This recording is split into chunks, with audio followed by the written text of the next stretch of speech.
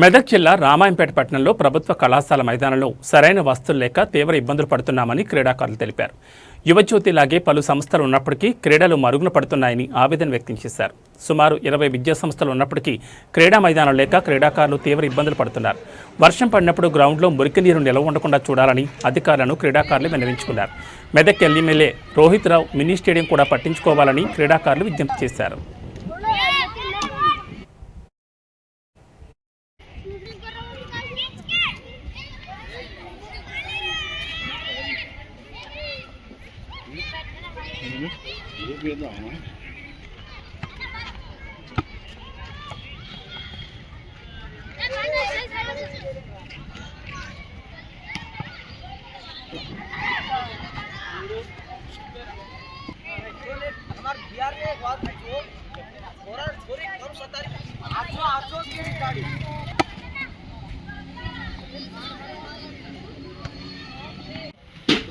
మన రామంపేటలో మిగిలిన వాస్తవానికి ఈ చిన్న గ్రౌండే.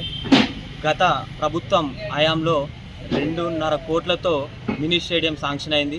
కానీ అవి ఒక 60 లక్షల వర్క్ చేసి ఒక 7 ఎకరాలను చదును చేయడం జరిగింది. అంతే తప్ప ఇంకా ముందుకైతే వెళ్ళడం లేదు, ఎటువంటి పనులు కావడం లేదు మినీ స్టేడియంలో. కనీసం ఇక్కడున్న గ్రౌండ్కి వాస్తవానికి ఇక్కడికి వచ్చిన స్థానిక పోలీసులు మాత్రమే ఏదైనా చేయగలిగితే గ్రౌండ్కి చేస్తున్నారు. గతంలో ఉన్న సిఐ సారు, నాగార్జున సారు ఇక్కడ నెట్ ఏర్పాటు చేసి క్రీడలకు ప్రోత్సహించారు. అలాగే ఇప్పుడు ఉన్న స్థానిక సిఐ గారు కూడా మొన్న అతను కూడా సార్ వాళ్ళు కూడా మన గ్రౌండ్కి క్రీడలంటే అందరూ మంచిగా ఆడాలని చెప్పేసి రావాలని, అందుబాటులో ఉండాలని చెప్పి వ్యసనాలకు అలవాటు కాకుండా క్రీడల వైపు వాళ్ళని మళ్లించడానికి పోలీసు వాళ్ళు ప్రతి ఒక్కరు గ్రౌండ్కి సహాయం చేస్తున్నారు. వాళ్ళకు కృతజ్ఞతలు.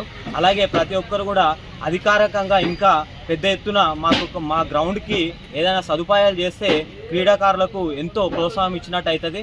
అలాగే మినీ స్టేడియం వరకు కూడా తొందరగా చేపట్టాలని ప్రభుత్వాన్ని కోరుతున్నాము. మేము క్రీడాకారుల నుంచి కోరుతున్నాము.